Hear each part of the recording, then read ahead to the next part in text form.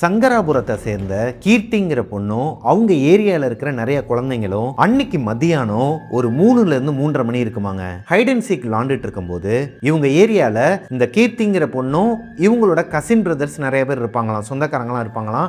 அதில் cousin brother ஒரு பையனும் ஒன்னா தான் ஒளிஞ்சுப்பாங்களாம் போயிட்டு. அப்படி அவங்க 2 பேருமே இந்த ஹைட் அண்ட் சீக் விளாடும்போது போய் ஒளிஞ்ச இடம் அவங்க ஏரியாவில் இருக்கிற ஒரு பாலடைஞ்ச வீடாங்க. லைக் ரொம்ப நாளாகவே மெயின்டெனன்ஸ் இல்லாத அந்த வீடை வெளியே இருந்து பார்த்தாலே பயங்கரமாக இருக்குமா. நைட் நேரத்தில் அந்த வீட்டு பக்கம் போகிறதுக்கே பயமாக இருக்குமா. ஆனால் அந்த பக்கம் போய் ஒளிஞ்சிக்கிட்டா யாராலையும் கண்டுபிடிக்க முடியாதுங்கிற காரணத்தினால இவங்க 2 பேருமே, அதாவது இந்த கீர்த்திங்கிற பொண்ணு 5th ஸ்டாண்டர்ட் படிச்சுட்டு இருக்கிறாங்க, அவங்களோட கசின் பிரதர் 3rd ஸ்டாண்டர்ட் படிச்சுட்டு இருக்கிறாரு. அக்கா தம்பி இவங்க 2 பேருமே போயிட்டு அந்த வீட்டுக்குள்ளே ஒளிஞ்சிக்கிறாங்க. இந்த வீட்டோட அமைப்பு எப்படி இருக்குன்னா, வெளியே ஒரு பெரிய கேட் இருக்குமாங்க. இந்த கேட் எப்பயுமே ஓப்பனில் தான் இருக்குமா. இந்த கேட்டுக்குள்ளே போனால் 3 கார் நிப்பாட்டுறதுக்கு பெரிய ஸ்பேஸ் இருக்குமாங்க. ஆனால் அந்த வீட்டில் யாருமே யூஸ் பண்ணாத காரணத்தினால, மெயின்டெனன்ஸே இல்லாத வீடுங்கிறனால அந்த இடமே ஒரு மாதிரி எம்டி ஸ்பேஸாக தான் இருக்குமாங்க. உள்ளே போனால் ஒரு தனி வீடு இருக்குமா. இந்த வீட்டுக்குள்ளெல்லாம் அவங்க போய் வெளியே போகிறது கிடையாது. சைடில் போனாங்கன்னா ஒரு கிணறு இருக்குமாங்க. அதாவது இந்த வீட்டுக்கு பின்னாடி தான் கிணறு இருந்து பார்த்துருப்போம்.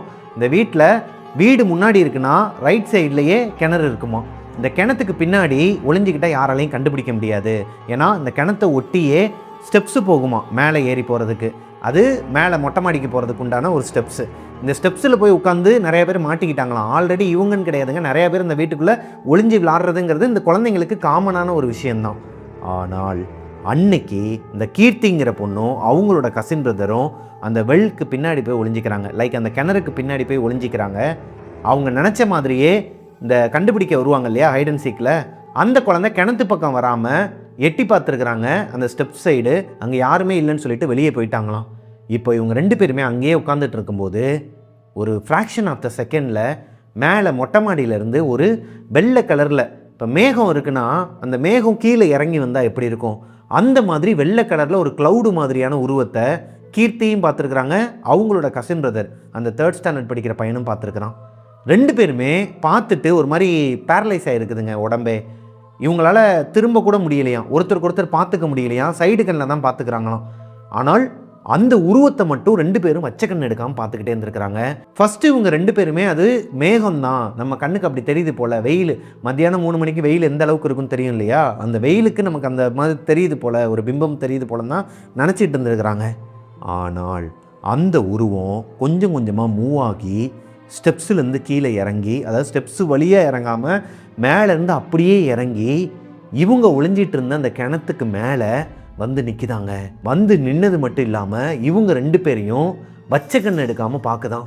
அந்த க்ளவுடு மாதிரியான இந்த வெள்ளை புகைக்கு கை கால்லாம் கிடையாது, முக அமைப்பும் கிடையாது, 2 கண்ணு மாதிரியான அமைப்பு மட்டும்தான் இருக்குதான். நமக்கெல்லாம் கருவிலி இருக்கிற மாதிரி அதுக்கு ரெட் கலரில் டாட் மாதிரி 2 புள்ளி இருக்குதாங்க. அது பிரைட்டாக இருக்குதான். அதை வச்சு தான் இவங்க கண்ணுனே கண்டுபிடிக்கிறாங்க. இப்போது இவங்களை வச்ச கண் எடுக்காமல் பார்த்துட்டு இருக்கும்போது ரொம்ப நேரமாகவே கீர்த்தியை அந்த பையன் கசின் பிரதர் வந்து கூப்பிட்டுக்கிட்டே இருந்திருக்கிறான். வா போயிடலாம், ஓடிடலாம் சொல்லிட்டு கூப்பிட்டுட்டு இருக்கும்போது இந்த பொண்ணு அந்த பையனை கண்டுக்காமல் அப்படியே அமைதியாக உறைஞ்சி போய் உட்காந்துட்டு இருந்திருக்கிறாங்க. அந்த பையன் என்ன பண்ணுறதுன்னு தெரியாமல் முதுகில் ஓங்கி ஒரு அடி அடிச்சிருக்கிறான். அதுக்கப்புறமா தான் கீர்த்திக்கு சுயநினைவே வந்திருக்குது. அப்போ தான் அவங்க ஒரு விஷயத்தை நோட் பண்ணுறாங்க. ஸ்மெல்லு, ஹாஸ்பிட்டல் ஸ்மெல் பயங்கரமாக வந்திருக்குது. அந்த கிணறுக்கு பக்கத்தில் அந்த உருவத்துக்கு மேலே இருந்து ஹாஸ்பிட்டல் ஸ்மெல் செம்மையாக வந்திருக்குது. சுயநினைவு வந்து அடுத்த ஃப்ராக்ஷன் ஆஃப் த செகண்டில் அந்த பையனை தூக்கிக்கிட்டு, அதாவது கூப்பிட்டு கூட ஓடலை, பையனை தூக்கிக்கிட்டு அந்த இடத்த விட்டு வேகமாக ஓடி வந்திருக்கிறாங்க. வெளியே வந்ததுமே இந்த குழந்தைங்க கிட்ட எல்லாத்தையுமே சொல்லி அழுதுருக்குறாங்க. இப்போ அவங்க வீட்டுக்கும் போய் சொல்லி அழுதுருக்குறாங்க. அந்த பொண்ணுக்கு மட்டும் இல்லை, அவங்க கசின் பிரதருக்குமே குளிர் ஜுரமாங்க. பொதுவாகவே இந்த மாதிரி குழந்தைங்கள்லாம் வெளியே வரும்போது காற்று கருப்பு அடிச்சிருச்சுன்னா அதுங்களுக்குலாம் குளிர் ஜுரம் வருது, இல்லை ரொம்ப உடம்பு முடியாமல் படுத்த படுக்கையாக ஒரு 3 நாள் 4 நாள் இருக்கிறது, இதெல்லாம் காமனான விஷயந்தான். அதே மாதிரி தான் கீர்த்திக்கும் அவங்களோட கசின் பிரதருக்கும் ஆயிருக்குதுங்க. அவங்க வீட்டில் போயிட்டு சொல்லும்போது கீர்த்தியை கூப்பிட்டு போய் பக்கத்தில் இருக்கிற கோயிலில் மந்திரிச்சு விட்டு கூப்பிட்டு வந்திருக்கிறாங்க. கீர்த்திக்கு இது சரியாகிறதுக்கே 5 நாள் 6 நாள் ஆச்சாங்க. இந்த சம்பவத்துக்கு அப்புறமா அந்த ஏரியா சைடு போவாங்களாம். ஆனால் அந்த வீட்டுக்குள்ளே மட்டும் போகவே மாட்டாங்களாம். அந்த கேட்டை இழுத்து மூடி வெளியே வந்து கம்பி கட்டு மாதிரி போட்டு வச்சுட்டாங்களாம் அந்த ஏரியாவில் இருக்கிற பேரண்ட்ஸ்லாம் சேர்ந்து. ஏன்னா குழந்தைங்க எல்லாருமே அந்த வீட்டுக்குள்ளே போகிறதுனால ஏகப்பட்ட குழந்தைகள் இதே மாதிரி அமானுஷ்யமாக பாதிக்கப்பட்டிருக்கிறாங்க. ஆனால் யாருமே உருவத்தை பார்த்தது கிடையாது, கீர்த்தியும் அவங்களோட பிரதர் மட்டும்தான், கசின் பிரதர் மட்டும்தான் அந்த உருவத்தை பார்த்துருக்குறாங்க. கீர்த்தி 9th ஸ்டாண்டர்ட் படிச்சுட்டு இருக்கும்போது, அதாவது 5th ஸ்டாண்டர்ட் படிக்கும்போது தான் இந்த ஃபஸ்ட் இன்சிடென்ட் நடந்துச்சு இல்லையா. 9th ஸ்டாண்டர்ட் படிச்சுட்டு இருக்கும்போது அவங்க பாட்டி தாத்தா எல்லாருமே இவங்க கூட வந்து இப்போ இருக்கிற வீட்டில் தங்கிட்டாங்களாம். கீர்த்தியோட பாட்டி ஆல்ரெடி இந்த ஏரியாவில் தான் இருந்திருக்கிறாங்க. அவங்க பிறந்து வளர்ந்தது எல்லாமே இவங்களுக்கு அமானுஷம் நடந்துச்சு இல்லையா, இவங்க வீடு இருக்கிற ஏரியா அந்த ஏரியாவில் தான். ஆனால் அவங்களுக்கு வேலை இருக்கிற காரணத்தினாலையும் இவங்க வீட்டில் கொஞ்சம் பிரச்சனைங்கிற காரணத்தினால தனியாக போயிட்டாங்க தாத்தாவை கூப்பிட்டு. இப்போது இவங்க 9th ஸ்டாண்டர்ட் படிக்கும்போது அகைன் இவங்க வீட்டுக்கு வரும்போது இங்கே நடந்த இன்சிடெண்ட்டை கீர்த்தி அவங்கக்கிட்ட சொல்கிறாங்க. இந்த மாதிரி எனக்கு நடந்துச்சு தெரியுமா, உங்ககிட்ட சொல்லக்கூட முடியலை அப்படிங்கும்போது அவங்க பாட்டி சொல்லி தான் அந்த வீட்டில் என்ன நடந்துச்சுன்னே தெரியுமாங்க. 20 வருஷத்துக்கு முன்னாடி இந்த வீட்டில், அதாவது இப்போது அமானுஷ்யமாக பூட்டி போட்டு இவங்களுக்கு அந்த கிணத்துக்கு பக்கத்தில் ஒரு சம்பவம் நடந்துச்சு இல்லையா, அந்த வீட்டில் ஒரு நர்ஸ் இருந்தாங்களாங்க. அந்த டியூட்டி நர்ஸுக்கு நைட்டு தான் ஜாப்பாங்க அவங்களோட ஹாஸ்பிட்டலில். அப்படி இருக்கும் பட்சத்தில் ஒரு நாள் அந்த பொண்ணுக்கு என்ன டிப்ரெஷன் என்னன்னு தெரில, அந்த கிணத்துக்குள்ளே விழுந்து இறந்துட்டாங்களாம். அவங்க இறந்து அடுத்த ஒரு வருஷத்தில் இந்த வீட்டுக்கு யாருமே வரலையாங்க. அடுத்தடுத்து கொஞ்சம் கொஞ்சமாக அந்த வீட்டுக்குள்ளே பேய் இருக்குது, அந்த பொண்ணோட அழுகுரல் கேட்குது, அந்த பொண்ணோட ப்ரெசன்ஸ் எங்களால் உணர முடியுதுன்னு சொல்லிட்டு அந்த ஏரியாவில் இருக்கிறவங்க நிறைய பேர் சொல்லியிருக்கிறாங்க. இது எல்லாமே அந்த இடத்த அபகரிக்கிறதுக்காக அந்த ஏரியாவில் இருக்கிற அரசியல்வாதிகளோட வேலை தான் அப்படின்னும் ஒரு தரப்பினர் வந்து பேசிகிட்டு இருக்கிற நேரத்தில் இந்த ஒரு இன்சிடென்ட் நடந்திருக்குதுங்க 5th ஸ்டாண்டர்ட் படிச்சுட்டு இருக்கும்போது. இப்போ தான் கீர்த்திக்கு அவங்க பாட்டி சொன்னதுக்கப்புறமா ஒரு விஷயம் புரிய வருது. அதனால தான் அன்னைக்கு ஹாஸ்பிட்டல் ஸ்மெல் வந்திருக்குது. ஒரு ஹாஸ்பிட்டலுக்குள்ளே போனோன்னா எப்படி ஸ்மெல் வரும், அதே ஸ்மெல் தான் அந்த கிணத்துக்கு பக்கத்தில் வந்திருக்குது திடீர்னு. அதுவும் அந்த உருவம் வந்து நின்னதுக்கப்புறமா தான் அந்த ஸ்மெல் வந்திருக்குது கீர்த்திக்கு. இதுக்கப்புறமா அந்த ஏரியா சைடு போகவே மாட்டாங்களாங்க. அவங்க வீட்டுக்கு பக்கத்துலேயே தான் இருக்குதான், ஆனால் அங்கே இப்போ வரைக்கும் போனதே கிடையாதாங்க. இது கீர்த்தியோட ஃபஸ்ட் இன்சிடெண்ட். இவங்களுக்கு நடந்த இன்னும் 2 இன்சிடெண்ட் இருக்குது. அது போக எனக்கு நடந்த இப்போ பர்சனலாக எனக்கு, என்னோடய மச்சானுக்கு, என்னோடய ஒய்ஃபுக்கு 3 பேருக்கும் இந்த ஒரு வார கேப்பில் ஒரு அமானுஷ்யம் நடந்துச்சு. இது எல்லாத்தையுமே சேர்த்து தான் இன்றைக்கி நம்ம ஸ்டோரியில் பார்க்க போகிறோம். வீடியோக்குள்ளே போகிறதுக்கு முன்னாடி சேனலை சப்ஸ்கிரைப் பண்ணாதவங்க சப்ஸ்கிரைப் பண்ணிடுங்க, பக்கத்தில் இருக்க பெல் ஐக்கானை தட்டி விட்டுருங்க. வாங்க ஸ்டோரிக்குள்ளே போகலாம். Welcome to our show Devil's kitchen.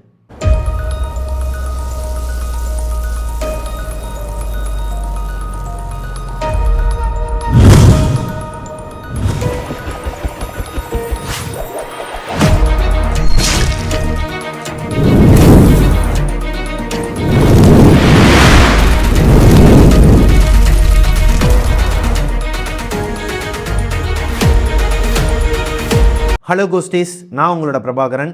இன்றைக்கி நம்ம பார்க்க போகிற ஸ்டோரியை எனக்கு இன்ஸ்டாகிராமில் அனுப்பின பொண்ணோட பேர், ரியல் நேமே கீர்த்தி தாங்க. அவங்களோட நேமை மென்ஷன் பண்ண சொன்ன காரணத்தினால அவங்க நேமை மென்ஷன் பண்ணியே சொல்கிறேன். இந்த சம்பவம், அதாவது ஃபஸ்ட்டு சம்பவம் நடந்து அடுத்து ஒரு 5 வருஷம் போகுதுங்க. கீர்த்தி 10th ஸ்டாண்டர்ட் படிச்சுட்டு இருக்கிறாங்க. 10th ஸ்டாண்டர்ட் ரொம்பவே முக்கியமான ஒரு டேர்னிங் பாயிண்ட்னு சொல்லுவாங்க இல்லையா, அதனால் இவங்களுக்கு ஸ்பெஷல் கிளாஸ் அது இது நடக்கிறது காமனான விஷயம் தானுங்க. அன்றைக்கி ஒரு நாள் சனிக்கிழமை இந்த பொண்ணோட ஸ்கூலில் காரிடாரில் உட்காந்து எல்லாருமே படிச்சுட்டு இருக்கும்போது, அன்றைக்கும் மதியம் ஒரு 3-3:30 மணி தான் இருக்குமாங்க.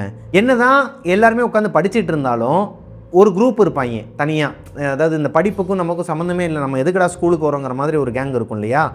அந்த கேங் என்ன பண்ணுதுன்னா சார்லி விளாண்டுட்டு இருக்கிறாங்க. லைக் இந்த ஓஜா போர்டு மாதிரியே சார்லிங்கிற கேம் வந்து பேய் கூட கம்யூனிகேட் பண்ணுறதுக்கான ஒரு கேமுங்க.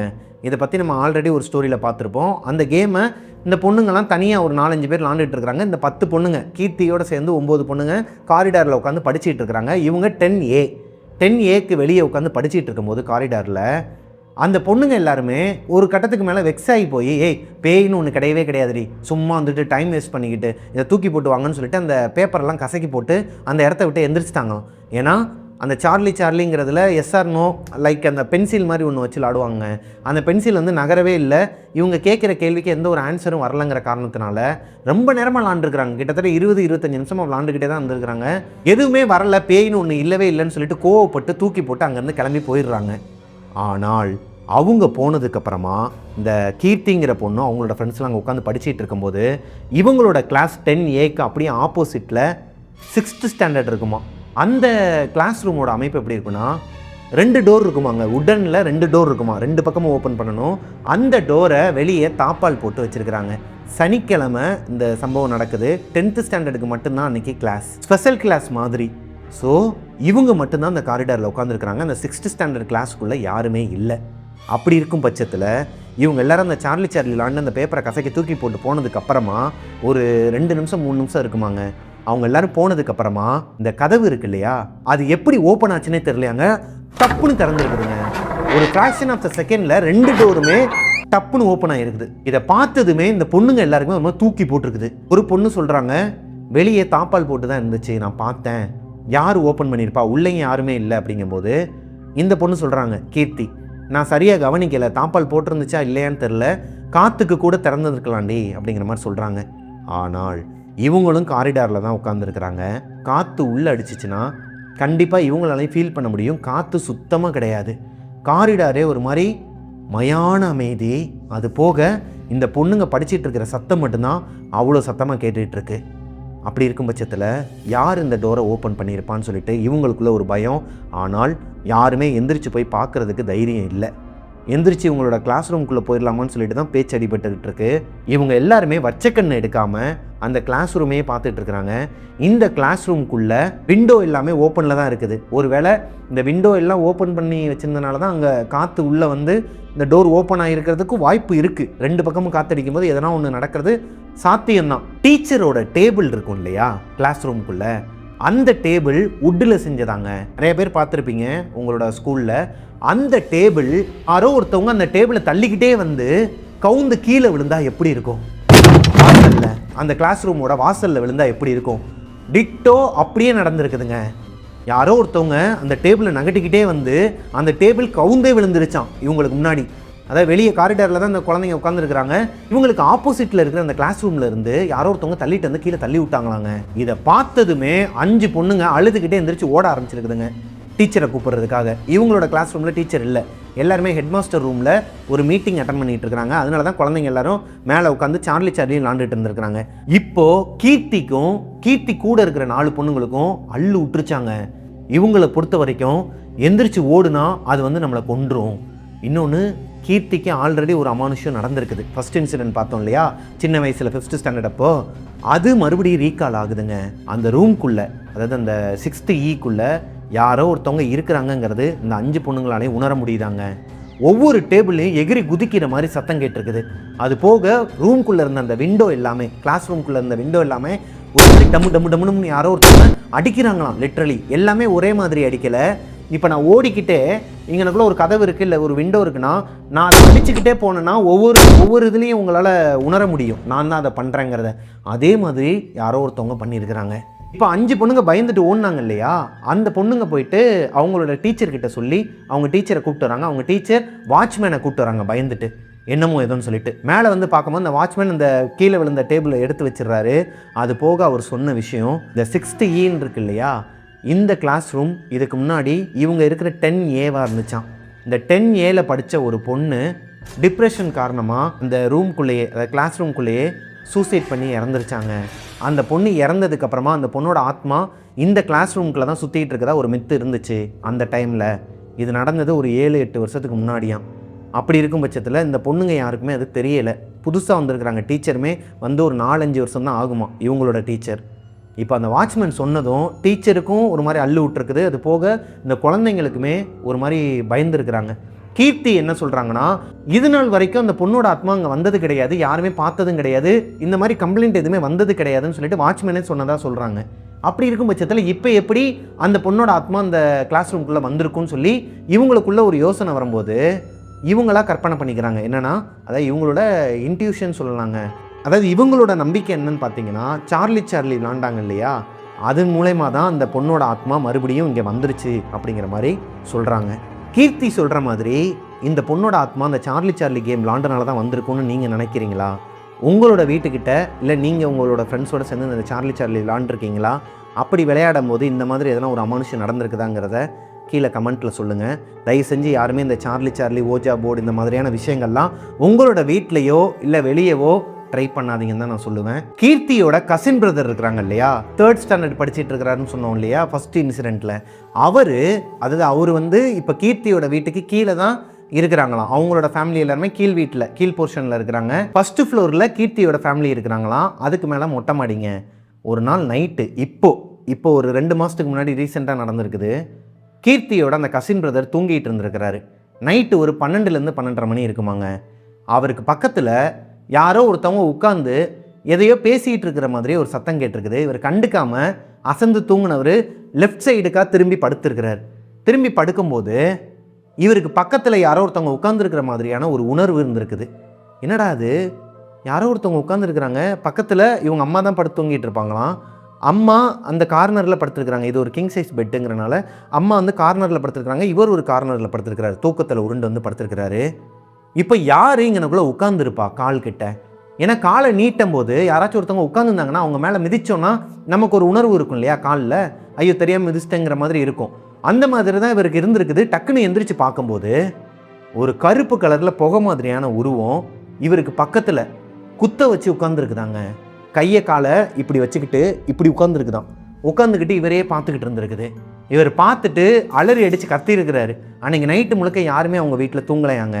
ஏன்னா இவருக்கு ரொம்ப பயந்த குளாராகி முகமெல்லாம் வேர்த்து கொட்டி ஒரு மாதிரி தூக்கமே வரல, என்னை வந்து காப்பாற்றுங்க காப்பாற்றுங்க அப்படிங்கிற மாதிரி சொல்லிட்டு இருந்திருக்கிறாரு. கீர்த்தியோட பாட்டியும் இந்த பையனோட அம்மாவும் சேர்ந்து ஒரு கோவிலுக்கு கூட்டு போயிட்டு இந்த பையனுக்கு மந்திரிச்சு விட்டு கயிறெல்லாம் கட்டி விட்டு கூட்டு வந்தாங்களாங்க.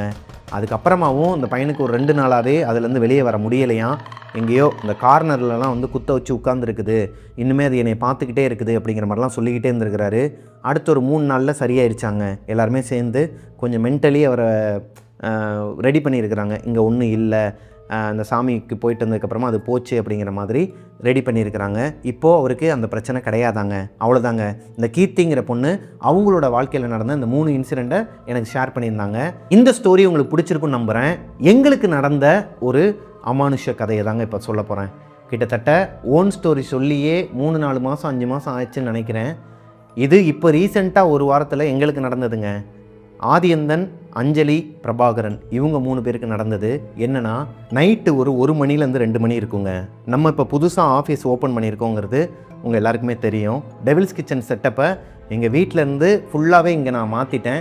இதுக்கப்புறம் இந்த நம்ம இருக்கிற வீட்டில் வந்து இந்த செய்வன சூனியம் அப்புறம் அந்த மாதிரியான ஜின்னு பற்றின விஷயங்கள்லாம் இப்போ சொல்கிறது கூட எனக்கு பயமாக இருக்குதுங்க. அந்த ஜின்னு தான் வேலையை பார்த்து விட்டுருச்சான்னு ஒரு டவுட் இருக்குது. என்னென்னா நாங்கள் இதை பற்றிலாம் பேசக்கூடாது, குழந்தை இருக்கிற வீடுன்னு சொல்லிட்டு ஃபுல்லாக எல்லாத்தையும் செட்டெல்லாம் மாற்றி இங்கே கொண்டு வந்து வச்சுட்டோம். அது உங்கள் எல்லாருக்குமே தெரிஞ்சிருக்கும். ஆஃபீஸ் டூருமே நம்ம மிஸ்டர் பிரபாகரன் வீலாக்ஸில் நெக்ஸ்ட்டு வரப்போகுது, நீங்கள் போய் பாருங்கள், உங்களுக்கு தெரியும். இப்போது அந்த ஆஃபீஸில் எல்லாத்தையுமே செட் பண்ணி வச்சதுக்கப்புறமா அன்றைக்கி நைட்டு நான் தங்க வேண்டிய ஒரு சூழ்நிலை வந்துச்சுங்க ஆஃபீஸில். என்னென்னா நம்ம தனியாக ஒரு வெப்சீரிஸ்க்காக கதைகள்லாம் எழுதிக்கிட்டு இருக்கோம். அந்த வேலையாக என்னோடய ஃப்ரெண்ட்ஸ்லாம் வருவாங்க, உட்காந்து நாங்கள் நைட்டு முழுக்க ஒரு 3 மணி 4 மணி வரைக்கும் ஒர்க்கு போகணும்னு வச்சுக்கோங்களேன்.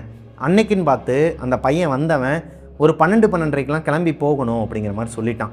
சரின்னு சொல்லிட்டு நானும் அவனை கிளப்பி விட்டுட்டு இதுக்கப்புறம் நம்ம கிளம்பி வீட்டுக்கு போகிறதுக்கு இங்கேயே இருந்து ஒரு ஸ்டோரி எடுத்துகிட்டு அதுக்கப்புறமா வீட்டுக்கு போகலான்னு சொல்லிட்டு இருந்தேங்க. லைக் நீங்கள் மலேசியா ஸ்டோரி இதுக்கு முந்தின ஸ்டோரி பார்த்தீங்கன்னா உங்களுக்கு தெரியும். பார்ட் 2ல் வந்து நான் சொல்லியிருப்பேன், நான் மிட் நைட் 12 மணிக்கு இந்த ஸ்டோரியை எடுத்துக்கிட்டு இருக்கிறேன், நாயெலாம் ஒரு மாதிரி குலைச்சிக்கிட்டு இருக்குது, நான் மட்டும் தனியாக உட்காந்துருக்கிறேன் அப்படிங்கிற மாதிரி சொல்லியிருப்பேன். இந்த ஸ்டோரியை நான் எடுத்து முடிக்கும்போது, அதாவது அந்த ஸ்டோரியை நான் எடுத்து முடிக்கும்போது நைட்டு 1:30 மணி ஆச்சுங்க. கரெக்டாக 1:30 மணி. நான் போயிட்டு ஒரு டீ போட்டு அதை இங்கேயே எல்லாமே செட் பண்ணி வச்சுருக்கிறேன். இங்கேயே குடிச்சிட்டு படுத்துட்டேங்க. படுத்துட்டு எல்லா லைட்டையுமே ஆஃப் பண்ணிட்டேன். ஒரே ஒரு நைட் லேம்ப் மட்டும்தான் ப்ளூ கலரில் நம்ம ஹாலில் இருக்கும், போட்டுட்டு பேசாமல் படுத்து தூங்கிட்டேங்க. காலையில், அதாவது விடிய காலையில் ஒரு 4-4:30 மணி இருக்கும். என்ன அறியாமலே லைட்டாக ஒரு முழிப்பு வந்துச்சு. ஏன்னா இங்கே பில்லோ எந்த போர்வை எதுவுமே எடுத்து வைக்கல. ஆஃபீஸில் அந்த மாதிரி இதெல்லாம் கொண்டு வர வேணாம், இங்கே மோஸ்ட்லி யாருமே படுத்து தூங்க வேணாங்கிற ஒரு டாப்பிக்கில் தான் நான் இருந்தேன். பட் எனக்கு அன் டைமில் அங்கே போகிறதுக்கு இங்கேயே தூங்கிட்டு விடிய காலையில் எந்திரிச்சு ஒரு 6 மணி அந்த மாதிரி கூட போயிடலாம் அப்படிங்கிற மாதிரி தான் பிளான். 4-4:30 மணிக்கு எனக்கு முழிப்பு தட்டுச்சுங்க. எந்திரிச்சேன், ரெஸ்ட் ரூம் போனேன். ரெஸ்ட் ரூம் போயிட்டு இருக்கும்போது டோரை யாரோ ஒருத்தவங்க நாக் பண்ணுற சவுண்டு கேட்டுச்சுங்க. சீரியஸ்லி எனக்கு டோரை வந்து யாரோ ஒருத்தவங்க நாக் பண்ணுற மாதிரி சவுண்டு கேட்டுச்சு. நான் வந்து அரை தூக்கத்தில் இருக்கேன், அரை தூக்கம் கூட சொல்ல முடியாது, முக்கால் தூக்கத்தில் இருக்கிறேன். ஒரு மாதிரி நானே முடியாதோட தான் அப்படியே நின்றுட்டு ரெஸ்ட் ரூம் போயிட்டு என்னோட திரும்பி பார்த்தா வரண்டா இருங்கடா அப்படின்னு சொல்லிட்டு நான் வரேன். ஏன்னா எனக்கு என்ன சப்கான்ஷியஸ் மைண்டில் இருக்குன்னா, நம்ம ஆஃபீஸில் இருக்கிறோம், பெரிய பசங்களாம் இருக்கிறானுங்க. ஏன்னா இங்கே 3 பசங்க 4 பசங்க எப்போயுமே இருப்பாங்க நம்ம ஆஃபீஸில். இப்போது எடிட்டர் பசங்களோ இல்லை ஆதியந்தன் தான் வந்துட்டான் போலன்னு சொல்லிட்டு இருங்கடா வரண்டா, அதான் இன்னொரு டாய்லெட் இருக்குல்ல அங்கே போக வேண்டியதானு சொல்லிட்டு நான் வெளியே வரேன். வெளியே வரும்போது தான் எனக்கு ஒரு ஞாபகம் வருது, இந்த வீட்டில் நான் மட்டும்தான் இருக்கிறேன், அதாவது இந்த ஆஃபீஸில் நான் மட்டும்தான் இருக்கிறேன். அப்படி இருக்கும் பட்சத்தில் யார் டோரை நாக் பண்ணியிருப்பா? உங்கள் எல்லாருக்குமே ஒரு சவுண்ட் எஃபெக்ட் போடும்போது பதட்டமாக இருக்குது, இதை ஏனே போடுறீங்க அப்படிங்கிற மாதிரிலாம் நிறைய பேர் மெசேஜில் சொல்லுவீங்க.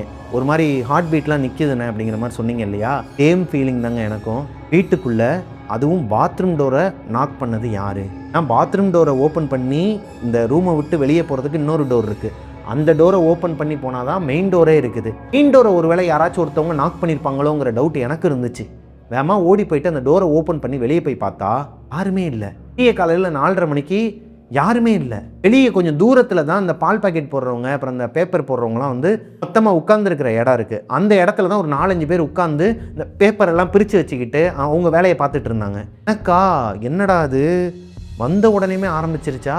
சரி ரைட்டு. அப்போ இப்போ நம்ம வீட்டில் இருந்தப்போ என்னென்னலாம் நமக்கு தெரியாமல் நடந்துச்சோன்னு சொல்லிட்டு எனக்குள்ளே ஒரு மைண்ட் இருந்துச்சுங்க.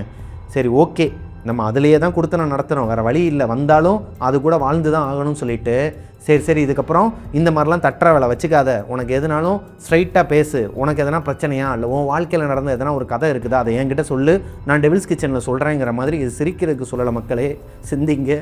நான் வந்து மனசார அதுக்கிட்ட பேசிட்டு, ஏன்னா இந்த மாதிரி ஆத்மாக்கள் கூடலாம் வந்து நம்ம கம்யூனிகேஷனில் இல்லைங்கிறது ஒரு பக்கம் இருந்தாலும் இந்த மாதிரி சம்பவங்கள்லாம் நம்ம அனுபவிக்கிறோம் இல்லையா? லைவாக அந்த இடத்துல இருக்கிறவனுக்கு தான் வழி என்னன்னு தெரியும். எனக்கே சொல்கிறேன் நான் இப்போ இந்த மாதிரி இருக்கும்போது நான் அது கூட பேச்சுவார்த்தை நடத்தினேன். உனக்கு எதனா பிரச்சனையா, நீ பாட்டுக்கு ஒரு ஓரமாக இரு, நாங்கள் ஒரு ஓரமாக எங்களோட வேலையை பார்த்துட்ருக்கோம், உன்னோட கதை எதனா இருந்துச்சுன்னா சொல்லு, நான் என்னோட டெவில்ஸ் கிச்சனில் சொல்லுன்னு சொன்னதுக்கப்புறமா அந்த ஆத்மாவை நான் பார்க்கவே இல்லைங்க. லைக் அந்த மாதிரி சத்தங்களோ இல்லை அந்த மாதிரி எதுவுமே இல்லை. நீங்கள் உங்களுக்கு நிறைய பேருக்கு டவுட் இருக்கலாம், ஒரு வேளை பக்கத்து வீட்டில் கூட டோரை தட்டியிருக்கலாம் அப்படின்னு சொல்லிட்டு. நான் வெளியே போனப்போ அந்த டோருமே லாக்கில் தான் இருந்துச்சு. ஒரு வேளை அவங்க பக்கத்து வீட்டில் நாக் பண்ணியிருந்தாலும் அந்த டோரை ஓப்பன் பண்ணி அவங்க விசிட் பண்ணுவாங்க இல்லையா யாருன்னு சொல்லிட்டு கேட்குறதுக்கு, அப்படி கூட அவங்க வெளியே வந்திருந்தாங்கன்னா அந்த சத்தம் கேட்டிருக்கணும். அந்த டோரை ஓப்பன் பண்ண சத்தமும் கேட்கல, அவங்க கேட்டை ஓப்பன் பண்ண சத்தமும் கேட்கல. மொத்தத்துக்கு எனக்கு இங்கே நடந்தது ஒரு அமானுஷ்ய சம்பவம் தாங்கிறது எனக்கே தெரியுங்க. ஏன்னா நம்ம ஆல்ரெடி மதனந்தபுரத்தில் பார்த்துருக்குறோம், பிருந்தாவன் நகர் வீட்டில் பார்த்துருக்கோம். அந்த வீடியோலாம் பார்க்காதவங்களுக்கு நான் கீழே டிஸ்கிரிப்ஷனில் லிங்க் தரேன், போய் பாருங்கள். ரெண்டாவது ஆதியந்தனுக்கு ஜாக்லினோட பர்த்டே வந்துச்சு. இப்போ ரீசெண்டாக ஜாக்லினோட பர்த்டே வந்துச்சு. அங்கே நான், அஞ்சலி, அப்புறம் நம்ம பாய், அப்புறம் நிறைய பேர் வந்துட்டு போக வேண்டிய ஒரு சூழ்நிலை இருந்துச்சு. அதாவது எப்பயுமே ஃப்ரெண்டோட பர்த்டேக்கு போயிடுவோம் இல்லையா? அந்த மாதிரி நாங்கள் போகும்போது வீட்டில் ஆதியந்தன் தான் எங்கள் கூட வர வேண்டியது. ஆனால் அன்னைக்குன்னு பார்த்து அவனுக்கு ஒர்க் இருந்த காரணத்தினால ஒரு 1 hour லேட்டாக தான் வருவேன்னு சொன்னான். வீட்டுக்கே செம்ம டயர்டாக இருக்குது, நான் வந்து தூங்கிடுறேன்னு சொன்னாங்கிற காரணத்தினால நாங்கள் வீட்டிலேயே சாவி வச்சுட்டு அவனை வந்து எடுத்துக்க சொல்லிட்டு அவனும் போயிட்டாங்க. அவன் மட்டும்தான் வீட்டில் இருக்கிறான். அர்ஜுன், அஞ்சலி, நான், பாய் எல்லாருமே வந்து ஜாக்லினோட பர்த்டேக்கு போயிட்டோம். இப்போது வீட்டில் இருக்கிறதுன்னு பார்த்தீங்கன்னா இவன் மட்டும்தான், ஆதியந்தன் மட்டும்தான். அப்படி அவன் வீட்டுக்குள்ளே இருக்கும்போது அவனோட ரூமில் போயிட்டு படுத்து தூங்கிட்டு இருக்கும்போது அசந்து தூங்கிட்டு இருந்திருக்கிறான். செம்ம டயர்டில் திடீர்னு இப்படி தான் கையை வச்சுட்டு படுத்து வந்துருக்கிறான். நெஞ்சு மேலே இப்படி கையை வச்சுட்டு கண்ணை மூடி தூங்கிட்டு இருக்கும்போது பெட்டில், ஃப்ளோர் பெட்டு தான், படுத்து தூங்கிட்டு இருக்கும்போது அவனோட இந்த கை இருக்கு இல்லையா, இந்த கையை யாரோ ஒருத்தவங்க இப்படி தூக்கி இப்படி போட்டிருக்கிறாங்க கீழே. நல்லா தெரிஞ்சிருக்குது அவனுக்கு. யாரோ ஒருத்தவங்க நம்ம கையை பிடிக்கிறாங்கன்னா, இப்படி பிடிச்சி இப்படி தூக்குனாங்கன்னா நமக்கு அந்த உணர்தல் இருக்கும் இல்லையா, அந்த தொடுதல்பாங்க, இந்த உணர்வு இவனுக்கு இருந்திருக்குது. கண்ணை முழிச்சு இவன் என்ன நினச்சிருக்கிறான்னா, நல்லா அசந்து தூங்கிட்டோம், இவன் தூங்கி 1/2 மணி நேரமோ 3/4 மணி நேரம் தான் ஆகுதுன்னு வச்சுக்கோங்க. இவனோட தாட்டில் நம்ம ரொம்ப நேரம் தூங்கிட்டோம் போல், விடிய காலையில் ஆயிடுச்சு போல், அக்கா தான் வந்து எழுப்புறா, இல்லை மாமா தான் எழுப்புறாரு அப்படின்னு தான் நினச்சிருக்கிறான். ஏன்னா ஒரு பெரிய ஆளோட கை தான் பிடிச்சிருக்குது, சின்ன கை கூட இல்லை. சின்ன கையாக இருந்தால் அர்ஜுன் தான் பிடிச்சிக்கிறான் அப்படிங்கிற மாதிரி அவனே மைண்ட் செட்டுக்கு வந்திருப்பான். ஆமாம் சும்மா இருங்க மாமா அப்படிங்கிற மாதிரி சொல்லக்குன்னு அவனுக்கு ஒரு ஸ்ட்ரைக் ஆகுது. கண்ணை முழிச்சு எந்திரிச்சு பார்க்கும்போது டைம் நைட்டு 1:30 மணி. எனக்கு கால் பண்ணான், எங்கே இருக்கீங்க அப்படிங்கும்போது, நாங்கள் என்ன ஜாக்லின் பர்த்டேல தாண்டா இருக்கிறோம், நாங்கள் ஒரு 4-4:30 மணிக்கு வந்துடுவோம்டா அப்படிங்கிற மாதிரி சொல்லும்போது, ஓ சரி மாமா அப்படின்ட்டு அவனோட பேச்சே சரியில்லை. என்னடா எதனா பிரச்சனையாடான்னு சொல்லிட்டு நான் கேட்கும்போது, இல்லை மாமா ஒன்றும் பிரச்சனை இல்லை, நீங்கள் ஜாலியாக இருந்துட்டு வாங்க அப்படிங்கிற மாதிரி கட் பண்ணிட்டான். அதை பற்றி எதுவுமே சொல்லலை. இப்போது ஒரு 3 நாளைக்கு முன்னாடி அஞ்சலிக்கு என்ன ஆச்சுன்னா, காலையில் எந்திரிச்சு அர்ஜுனை கிளப்பி விட்டுட்டு அவனை ஸ்கூலில் போயிட்டு விட்டுட்டு ரிட்டன் வரும்போது காரில் 2 விரல் இருக்கு இல்லையா, அந்த 2 விரலை யாராச்சும் ஒருத்தவங்க இப்படி பிடிச்சி அமுக்கி ஓங்கி அமுக்கி மேலே விரலை வச்சு அமுக்குனா இப்படி இருக்கும். இந்த மாதிரி ஒரு ஃபீல் வந்துருக்குதுங்க. இந்த ஃபீல் வந்ததுமே இவளுக்கு ஒரு மாதிரி தூக்கி போட்டிருக்குது அஞ்சலிக்கு. காரில் அஞ்சலி மட்டும்தான் இருக்கிறா, முன்னாடி யாருமே இல்லை, அர்ஜுனையும் விட்டுட்டு வந்தாச்சு. அது காருக்குள்ளே ஒரு மாதிரி கையை அமுக்கிற மாதிரி இருக்கேன்னு சொல்லிட்டு அவளுக்கு புரியவே இல்லை. சம்பவம் நடக்கும்போதே எனக்கு ஃபோன் கால் வருது. நான் வீட்டில் இந்த ஃபர்னிச்சர்லாம் வந்துருந்துச்சு, சில ஃபர்னிச்சர்லாம் வந்துருந்துச்சு, அதை நான் தான் பார்த்துக்கிட்டு இருந்தேன். ஆட்கள் வேலை செய்கிறத இதெல்லாம் நான் தான் பார்த்துக்கிட்டு இருந்தேன். அப்போது தம்பி எனக்கு இந்த மாதிரி ஆயிடுச்சுப்பா, யாரோ ஒருத்தவங்க என்னோடய விரலை போட்டு நசுக்கிறாங்கப்பா அப்படிங்கிற மாதிரி சொல்ல, எனக்கு என்னென்னா ஆல்ரெடி ஆஃபீஸில் நடந்த இந்த விஷயத்த நான் அஞ்சலிக்கிட்டேயோ ஆதிக்கிட்டேயோ வந்து ஷேர் பண்ணலை.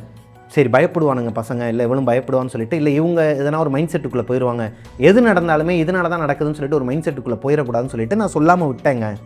ஆனால் வரிசையாக ஒவ்வொருத்தராக சொல்ல ஆரம்பிக்கிறாங்க. இப்போ அஞ்சலிக்கு இந்த மாதிரி ஆனதுக்கப்புறமா வீட்டுக்குள்ளே வந்ததுக்கப்புறமா அந்த உணர்வு இல்லை. அஞ்சலிக்கு வீட்டுக்குள்ளே வந்ததுக்கப்புறமா எந்த ஒரு உணர்வுமே இல்லை. கையில் அந்த அமுக்கிற மாதிரியோ அந்த மாதிரி எந்த உணர்வுமே இல்லை. அது ஏன்னு அவளுக்கு தெரியல. இப்போ தான் நாங்கள் ஒரு விஷயத்தை அனலைஸ் பண்ண ஆரம்பித்தோம். இந்த ஆஃபீஸ்க்கும் வீட்டுக்கும் இருக்கிற டிஸ்டன்ஸில் மத்தியான நேரத்தில் நம்ம அந்த கறி குழம்பு, அப்புறம் அந்த மட்டன் குழம்பு இதெல்லாம் வந்து தொடர்ந்து ஒரு வாரத்தில் ஒரு 2 நாள்னாச்சும் இந்த மாதிரி நான்வெஜ் எடுத்துருவோம். அந்த மாதிரி நான்வெஜ்லாம் அஞ்சலி செஞ்சதை இங்கே எடுத்துகிட்டு வந்து நாங்கள் இங்கே உட்காந்து தான் சாப்பிடுவோம் பசங்களாக சேர்ந்து. அப்படி இருக்கும் பட்சத்தில் நாங்கள் எடுத்துகிட்டு வரும்போது வண்டியில் தான் ஏதோ சம்திங் ஏறி இருக்குது, இந்த வண்டிக்குள்ளே தான் ஏதோ ஒன்று இதாக இருக்குது. ஏன்னா இந்த பிரியாணி சாப்பிட்டுட்டு குப்பையில் போடலான்னு சொல்லிட்டு வண்டியில் வச்சுருந்தோம் காரில். கிட்டத்தட்ட ஒரு 3 நாளாகவே அதை யாருமே கண்டுக்கலை மீன்ஸ் மறந்துட்டாங்க. பின்னாடி டிக்கிலேயே கிடந்துருக்குது. அது ஸ்மெல்லும் வரல. ஃபுல்லாக கவர் பண்ணி பாக்ஸ் போட்டு வச்சுருந்த ஒரு பிரியாணி பொட்டலம். அப்படி இருக்கும் பட்சத்தில் அந்த பிரியாணியிலேருந்து தான், அந்த பிரியாணிக்காகவே இந்த அன்டைமில் நாங்கள் எங்கிட்ட அங்கிட்டு போகிறது. நம்ம எடுத்தால் ஒன்று மத்தியானம் 12-12:30 இல்லைனா நைட்டு 12-12:30 இந்த பேய்களோட கொடுத்தனம் நடத்திக்கிட்டு இருக்கிற மாதிரி தான் போயிட்டு வந்துட்டுருக்கோமா. அப்போது ஏதோ ஒன்று சம்திங் நம்மளை பின்தொடர்ந்துருக்குது, வண்டியில் ஏறி இருக்குது அப்படிங்கிற மாதிரி நாங்களே மைண்ட் செட் பண்ணிக்கிட்டோங்க. இது போக இன்னுமே நிறைய அமானுஷ்யங்கள்லாம் நடக்க ஆரம்பிச்சிச்சு. நம்ம பாத்ரூம்குள்ளே, ஆஃபீஸ் பாத்ரூம்குள்ளேயா இருக்கட்டும், வீட்டு பாத்ரூம்குள்ளேயா இருக்கட்டும், அத்தர் ஸ்மெல்லு ஹெவியாக வர ஆரம்பிச்சிச்சு. இந்த அத்தர் ஸ்மெல்லில் நாங்கள் பாத்ரூம் பர்ஃப்யூம் எதுவுமே யூஸ் பண்ணல, அந்த பாத்ரூம்குள்ளே இருக்கிற ஃப்ரெஷ்னர் எதுவுமே நாங்கள் யூஸ் பண்ணலை. நாங்கள் யாருமே அந்த மாதிரி சென்ட்டும் யூஸ் பண்ணுறது கிடையாது. அப்படி இருக்கும் பட்சத்தில் எதனால் பாத்ரூம்குள்ளே அத்தர் ஸ்மெல் ஹெவியாக வரணும்? அப்போ தான் அஞ்சலி ஒரு விஷயத்த சொன்னால், என்னென்னா நீ இந்த ஜின்னுங்கிற வார்த்தையை வந்து ரொம்ப யூஸ் பண்ணாத. நிறைய பேர் கதை அனுப்புகிறவங்களுமே என்ன சொல்கிறாங்கன்னா, இந்த ஜின் அப்படிங்கிற அந்த வார்த்தையை நம்ம யூஸ் பண்ணக்கூடாது, அதை யூஸ் பண்ணோம் அப்படின்னா ரொம்ப யூஸ் பண்ணிக்கிட்டே இருக்கிறோம், அதுக்குள்ளே போகிறோம் அப்படின்னா அதுங்களில் ஒன்று ஒரு போர்ட்டல் க்ரியேட் ஆகி நம்மக்கிட்ட வந்துடும் அப்படிங்கிற மாதிரி சொல்லியிருக்கிறாங்க. நான் ஆல்ரெடி உங்ககிட்ட சொல்லியிருக்கிறேன், இந்த ஜின்னை பற்றி ஒரு இஸ்லாமிய நண்பர் எனக்கு கதை அனுப்பியிருக்கிறாரு, அதை பற்றி தெளிவாக சொல்கிறேன்னு சொல்லியிருந்தேன் இல்லையா. அதை பற்றி நம்ம அடுத்தடுத்த வீடியோவில் பார்க்கலான்னு வச்சுக்கோங்களேன். அதனால தான் அதை தள்ளி போட்டுக்கிட்டு இருக்கிறேன். கொஞ்சம் கேப் விடுவோம் அதுக்கு. வீட்டுக்குள்ளே வந்தது எது என்னன்னு தெரில, இந்த ஆஃபீஸ்க்குள்ளே அதை விரட்டி அடிச்சுட்டு அதுக்கப்புறமா நம்ம அந்த கதையை தொடலான்ட்டு தான் நான் வேறு ஸ்டோரியெல்லாம் எடுத்து உங்ககிட்ட சொல்லிகிட்டு இருக்கிறேன். ஸோ இது நாள் வரைக்கும் எங்களுக்கு இவ்வளோ தாங்க நடந்திருக்குது. இதுக்கப்புறமா நாங்கள் இதை எப்படி எடுத்துக்கிட்டோம் அப்படின்னு பார்த்தீங்கன்னா, ஆதியந்தன் வந்து சரியான தூக்கத்தில் இருந்தான். சரியான தூக்கத்தில் வந்து படுக்கும்போது அவனோட கை, அதாவது அவனோட கைன்னு இல்லை, உங்களுக்கே இந்த விஷயம் நடந்திருக்கலாம். ஸ்லீப்பிங் பேரலைஸ்ன்னு சொல்லுவாங்க. நல்லா படுத்துட்டு இருக்கும்போது அப்படியே கை டொங்கின்னு இதாயிரும். அது போக இதோட பேர் ஏதோ சம்திங் சொல்லுவாங்க, பார்த்துட்டு இருக்க உங்களுக்கு தெரிஞ்சதுன்னா கீழே கமெண்ட்டில் சொல்லுங்கள். நம்ம கையே நம்மளை அறியாமல் எடுத்து இப்படி பின்னாடி போடுறது, நம்ம கையை எடுத்து நம்மளே அடிக்கிறது, நம்ம கையை எடுத்து நம்மளே வந்து இப்படி முறுக்கிக்கிறதுன்னு சொல்லிட்டு இந்த மாதிரியான விஷயங்கள்லாம் எல்லா ஹியூமன்ஸுக்கும் நடக்கிற ஒரு விஷயந்தான். இதை அவன் வந்து தப்பாக எடுத்துக்கிட்டான், வீட்டுக்குள்ளே வந்து ஏதோ சம்திங் இருக்குதுன்னு சொல்லிட்டு அப்படிங்கிறது ஒன்று. ரெண்டாவது, ஒரு முந்தா நேத்தோ தாங்க ஜாக்லின் கூட வெளியே போகும்போது இந்த February 14 அன்னைக்கு எனக்கு ஒரு சர்ப்ரைஸ் பண்ணலான்னு சொல்லிட்டு அஞ்சலி பிளான் பண்ணிகிட்டு இருந்திருக்கிறான். அது எனக்கு தெரியாது. ஜாக்லின் கிட்ட கேட்டு அவங்க 2 பேருமே வெளியே போகும்போது அங்கே மறுபடியும் அஞ்சலிக்கு வந்து லெஃப்ட் ஹேண்டில் வந்து இந்த 2 விரலை போட்டு யாரோ ஒருத்தவங்க அமுக்கிற மாதிரி இருந்திருக்குது. அதை ஜாக்லின் கிட்ட சொல்லியிருக்கிறான், இதே மாதிரி தாண்டி ஆச்சு. ஆனால் இப்போது அவங்க ஜாக்லினோட காருக்குள்ளே உட்காந்துருக்குறாங்க. எங்களோட கான்செப்ட் படி பார்த்தீங்கன்னா, காருக்குள்ளே பிரியாணி பொட்டலம் ஆல்ரெடி வச்சுருந்தனால தான் நம்ம காருக்குள்ளே கருப்பைங்குள்ளே ஏதோ ஒன்று ஏறிடுச்சு போல், அதுதான் அஞ்சலியை வந்து விரலை பிடிச்சி அமைக்கிருக்குன்னு நாங்கள் நினச்சிட்டு இருந்தோம்.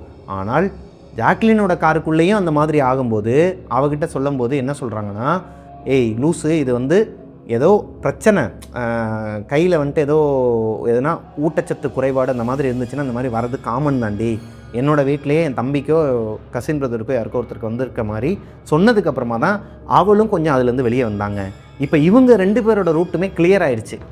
எனக்கு பார்த்துக்கிட்டிங்க அப்படின்னா, ஆப்போசிட் வீட்டில் இருக்கிறவங்க அந்த ஒரு பாட்டிக்கிட்ட போய் கேட்டேன். அப்புறம் வெளியே இருக்கிறவங்க எல்லாருக்கிட்டையுமே விசாரிக்கும் போது யாருமே டோரை தட்டலை, யாருமே வந்து திறக்கலை அப்படிங்கிற மாதிரி சொன்னாங்க. நான் என்ன நினச்சிக்கிட்டேன்னா, நம்ம நிறைய கதைகள்லாம் அந்த மாதிரி சொல்லிகிட்டு இருக்கோம் இல்லையா, ஏகப்பட்ட விஷயங்களை படிக்கிறேன். நான் ஸ்கூலுக்கு கூட இப்படிலாம் படித்து விட அதிக கான்சென்ட்ரேட் பண்ணி இப்போ கதை அனுப்புகிறவங்களோட அந்த ஸ்டோரிக்குள்ளே போய் படிக்கிறது, அது சம்மந்தமாக நிறைய புக்ஸு படிக்கிறது, நிறைய வீடியோஸ் பார்க்குறது, இந்த ஜின்களை பற்றி தெரிஞ்சுக்கிறது, இதுக்குள்ளேயே நான் இருக்கிறனால எனக்கு நடக்கிறதெல்லாம் அந்த மாதிரி சின்ன சின்ன விஷயங்கள்லாம், இந்த டோர் சத்தங்கள், இந்த அம்மா என்னத்தை சொல்ல அந்த மாதிரி நினச்சிக்கிட்டேங்க நான். உங்களுக்கு என்ன தோணுது? இந்த 3 சம்பவங்கள்லேருந்து உங்களுக்கு என்ன தோணுது? இதுதான் நடந்திருக்கும்னு நினைக்கிறீங்களா, இல்லை வேறு ஏதாச்சும் இருக்கும்னு நினைக்கிறீங்களாங்கிறத கீழே கமெண்ட்டில் சொல்லுங்கள். பட்டு பெயின் ஒன்று இல்லைன்னு நான் சொல்ல மாட்டேன். நாங்களே அதை லைவாக அனுபவிச்சிருக்கிறோம். இருந்து படாத பாடு படுத்தி எங்களை ஒரு மாதிரி ஆக்கி விட்டு தான் அனுப்பியிருக்குது. பட் இப்போயும் அது எங்களை தொடருதான்னு சொல்லி கேட்டிங்கன்னா இல்லைங்க. எல்லாமே எங்களோட இல்யூஷன் தான். லைக் இல்யூஷன் கூட சொல்ல முடியாது, கற்பனைகள் தாங்க இதெல்லாம். எங்களுக்கு நாங்களே வந்துட்டு இப்படி தான் இருக்கும் அப்படின்னு சொல்லிட்டு நினச்சிக்கிறது தான். ஸோ இதோட இன்றைக்கான ஸ்டோரி முடிஞ்சது. நெக்ஸ்ட்டு ஒரு சூப்பரான ஸ்டோரியில் உங்களை மீட் பண்ணுற வரைக்கும் டாட்டா பாய் பாய். சேனலை சப்ஸ்கிரைப் பண்ணிடுங்க, பக்கத்தில் இருக்க பெல் ஐக்கானை தட்டி விட்டுருங்க. ஸ்பாட்டிஃபைல நம்ம சேனலை ஃபாலோ பண்ணாதவங்க கீழே லிங்க் கொடுத்துருக்குறேன், அங்கே வந்து ஃபாலோ பண்ணிடுங்க. டெவில்ஸ் கிச்சன் ஷோவை ஃபாலோ பண்ணிடுங்க. எக்ஸ்க்ளூசிவாக நிறைய கண்டென்ட்லாம் வருது, அதில் பார்த்து என்ஜாய் பண்ணுங்கள். அண்டு மிஸ்டர் பிரபாகரன் வீலாக்ஸ் சேனலையும் சப்ஸ்கிரைப் பண்ணிடுங்க. ஒரு தரமான ப்ராங்க் ஒன்று பண்ணியிருக்கிறேன். ரொம்ப மாதங்களுக்கு அப்புறமா ஒரு ப்ராங்க் ஒன்று பண்ணியிருக்கிறேன் நம்ம மிஸ்டர் பிரபாகரன் வீலாக்ஸில் பசங்களெல்லாம் வச்சு. அந்த வீடியோவும் அடுத்து நம்ம மிஸ்டர் பிரபாகரன் வீலாக்ஸில் வரப்போகுது. ஸோ சேனலை சப்ஸ்கிரைப் பண்ணிவிட்டு பக்கத்தில் இருக்க பெல் ஐக்கானை தட்டி விட்டுட்டு வெயிட் பண்ணுங்கள். இதுக்கே தெரியுங்க, நம்ம அடுத்தடுத்து கொஞ்சம் இந்த ஸ்டோரி, இப்போ நான் எவ்வளோ டிப்ரெஷனில் இருந்தால் ஆஃபீஸ்லேயே தங்கிட்டு போகிற மாதிரியான சூழ்நிலைலாம் வரும்னு பார்த்துக்கோங்களேன். இந்த ஒர்க்கை முடிக்கணுங்கிற அந்த ஒரு பிஸியில் தான் முடிச்சுட்டு போயிடுறது. அப்படி இருக்கும் பட்சத்தில் நிறைய கமெண்ட்ஸ் எல்லாம் வந்து என்னால் பார்க்க முடியலைங்க. அதுக்கு நான் சாரியும் கேட்டிருந்தேன். இதுக்கு முன்னாடி ஒரு வீடியோஸ்லாம் சாரின்னு சொல்லி கேட்டிருந்தேன். இல்லை, ஒரு பொண்ணு வந்து மெசேஜ் பண்ணியிருந்தாங்க, கமெண்ட் பண்ணியிருந்தாங்க, நிவேதா மணிகண்டன் சொல்லிவிட்டு அவங்களோட பேரான். அவங்கள வந்து ஹாய் நிவேதா, நீங்கள் வந்து எப்படி இருக்கீங்க அப்படின்னு சொல்லிட்டு, அண்ணன் உங்களோட வாயிலேருந்து ஒரு பாசக்கார தங்கச்சிக்கு ஒரே ஒரு விஷஸ் மட்டும் என்னோடய பேரை சொல்லுங்கண்ணே அப்படிங்கிற மாதிரி சொல்லியிருந்தாங்க. ஹாய்மா நிவேதா, எப்படி இருக்கீங்க? நிவேதா மணிகண்டன், சாரிம்மா உங்களோட மெசேஜை நான் இப்போ தான் நேற்று நைட்டு தான் பார்த்தேன் கமெண்ட்டை. அதுக்கு கீழேயே கால்மி ஜென்சி கிட்ட ஏதோ ஒரு சம்திங் ஒரு பைவில் என்ன பண்ணியிருந்தானா, அவனை பிளாக் பண்ணிட்டேன். அந்த பைபிளில் என்ன பண்ணியிருக்குதுன்னா, இதுக்கு முன்னாடி வீடியோஸ்லலாம் வந்துட்டு அண்ணன் நொன்னேன்னு சொல்லிட்டு இந்த விஜய் சேதுபதி அண்ணன் வந்து ஒரு படத்தில் மாஸ்டரில் சொல்லுவார்ல, இதுக்கு பின்னாடி சும்மா போடா வாடாங்கிறது, அப்புறம் மூஞ்சிக்கு நேரம் அண்ணன் நொன்னன்ட்டு என்னது இது அப்படிம்பார்ல, அந்த மாதிரி தாங்க இருந்துச்சு எனக்கு. என்னென்னா அந்த பையன் இதுக்கு முன்னாடி கமெண்ட்லாம் ஒரு கமெண்ட்டை தொட்டாலே எனக்கு இதுக்கு முன்னாடி என்னென்ன கமெண்ட் பண்ணியிருக்கிறாங்கங்கிறது வரும். அதில் பார்த்தா அண்ணே அப்படின்னே இப்படின்னே நான் அப்படி இப்படின்னு சொல்லி என்னமோ போட்டு வச்சுருந்தாப்புல. நம்ம அதை எதிர்பார்க்குறதும் கிடையாது, அது அன்புன்னு நினச்சிட்டு இருந்தேன் இத்தனால. இதில் வந்து என்ன போட்டிருக்கானா, ஏய் அவன் வந்து எதிர்பார்க்குறதே இதுதான், நீங்களாம் வந்து இந்த மாதிரி சொல்லுவீங்க கீழே அப்படி இப்படின்னு சொல்லி சம்திங் ஏதோ போட்டுட்டு இருந்தான். அந்த பைபிளையை தூக்கி கடாசிட்டு, அதாவது ஹைடு பண்ணி விட்டுட்டு நம்ம பாப்பா நிவேதா மணிகண்டனுக்கு வந்து ஒரு ஹாய் சொல்லிவிட்டு, கமெண்ட் செக்ஷனில் என்னால் ரொம்ப கான்சன்ட்ரேட் பண்ண முடியல. உங்கள் எல்லாருக்குமே நான் படிச்சுட்டு அதில் ஹார்ட் போட்டுருவேன், முடிஞ்சால் அதுலேயே நான் ரிப்ளையும் பண்ணிடுவேன். ஸோ அதனால் யாருமே தப்பாக எடுத்துக்காதீங்கன்னு சொல்லிவிட்டு இந்த ஸ்டோரியை நான் முடிச்சுக்கிறேன். இந்த ஸ்டோரியை, அதாவது இன்றைக்கி பார்த்தோம் இல்லையா 3 இன்சிடெண்ட், இந்த ஸ்டோரியை சொன்ன கீர்த்திங்கிற பொண்ணுமே நம்ம டெவில்ஸ் கிச்சனோட பெரிய ஃபேனாங்க. டெவில்ஸ் கிச்சன் பார்க்க ஆரம்பிச்சதுக்கப்புறமா தான் அஞ்சலி பிரபாகரனுக்கு போனேன். இப்போ அஞ்சலி பிரபாகரன்லாம் ரெகுலராக பார்க்க ஆரம்பிச்சிட்டேன். நம்ம டெவில்ஸ் கிச்சனோட ஒரு பெரிய ஃபேனாங்க. அவங்களுக்கு ஒரு ஹாய் சொல்ல சொன்னாங்க. கீர்த்திமா, தேங்க்யூ ஸோ மச். உங்களோட லைஃப்பில் இவ்வளோ அமானுஷங்கள் நடந்திருக்குது. இதுக்கப்புறம் நீங்கள் அதை பற்றியே யோசிக்காமல் உங்களோட லைஃப்பை பார்த்து அப்படியே மூவ் ஆன் பண்ணுங்கம்மா. ஏன்னா உங்களுக்கு நீங்கள் இப்போ 12th ஸ்டாண்டர்ட் தான் படிச்சுட்டு இருக்கீங்க. ரொம்ப முக்கியமான தருணம். ஆல் தி பெஸ்ட்மா. டாட்டா பாய் பாய்.